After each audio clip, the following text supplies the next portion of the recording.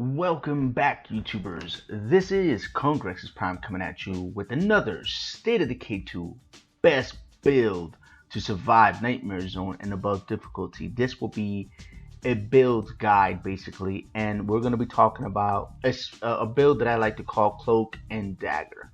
The reason I'm making these build guides now is because we all know that under Labs will be releasing in the very near future a difficulty harder than Nightmare. And I basically want to share with you guys kind of like my favorite builds in State of Decay 2 that I use for Nightmare Zone completions. And I think that these builds that I use are going to be helpful in the harder difficulties because I think stealth, being able to stealth kill and stealth in the harder difficulties is going to be even more important than it is in Nightmare Zone currently. So of course, what will be my top skill for cardio? It's gonna be good old marathon. And we all know why I like marathon, but I'm gonna go ahead and go through it again just in case you haven't watched one of my other build videos. It's because of that. Sprint for free under light encumbrance. And this build is gonna be built around that particular ability to be able to do that because you will have infinite amount of energy, or what I like to call blue bar, or what some people call stamina. I like to call it blue energy. So um, with marathon, any combat class, no matter what it is, in this case you're seeing swordplay because it's what I like. Um, you're going to constantly drain stamina. Now you can use stems, sure. You can use potato chips, you can use soda cans, whatever you want to use. But look at this, guys. Look how fast I got my blue bar to max, and all I did was run. I didn't use any stems, I didn't use any health, I didn't use anything. So having that is, I think, key in order to survive, let's say, in a harder difficulty when things are probably going to be harder to get, like particular consumables are going to be harder to get. Bam, bam, bam. Number 2 on the list here is going to be stealth. And man, this is a hot button topic for me because although I respect the fact that stealth is very strong, it's actually, I think, too strong. As you can see, one of the first abilities, you can stealth kill instantly.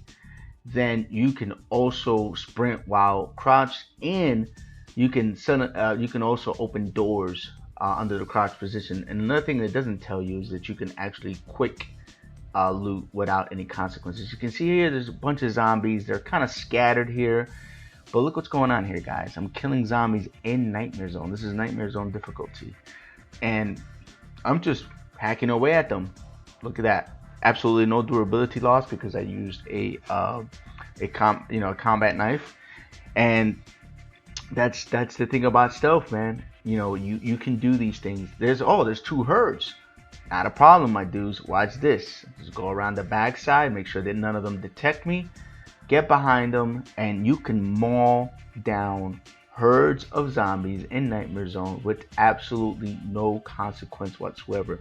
Pair this with a crossbow so you can kind of pick away, let's say a couple of the other zombies that may turn around and see you, and you have unlimited power.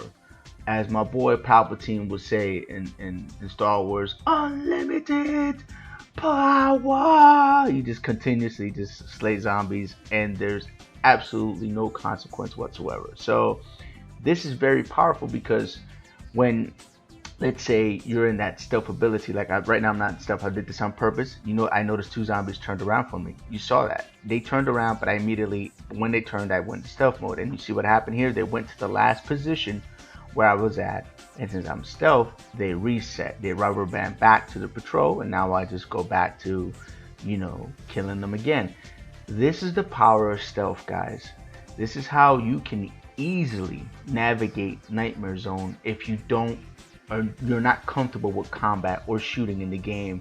You can actually play the game all the way stealth. Another tip I want to give you guys is this. Look, you can get into your vehicle under the stealth conditions, and until you turn the car and start moving, the zombies will not react to you, so you don't have to worry about them jumping on your car.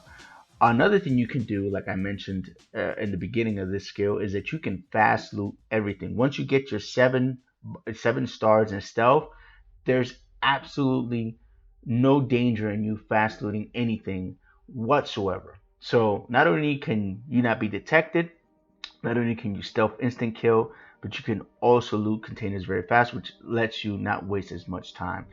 We're gonna talk about swordplay because that's my favorite combat class. Not because it's better than, let's say, blunt weapons or any other combat class. This is just one I like. It has a front grab. It has the ability for you to kite by using that leg sweep in the bottom, and I'm gonna demonstrate that in this video right here, where we're gonna get into combat. And I like leg sweep them, but here you go. The zombies are coming from everywhere. You know, I can get control of the situation by just simply cutting their legs up from underneath them. A man can't stand, he can't fight.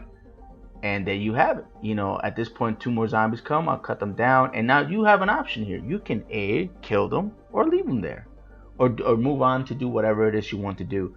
There is a nuance to this game that you guys are probably not aware of. If a bunch of zombies start spawning up and you're able to, let's say, cut their legs from underneath them like this, you will pause the game spawn rate. So let's say you kill 2 zombies and 4 show up. You kill 4 zombies, 12 show up, and then they keep coming.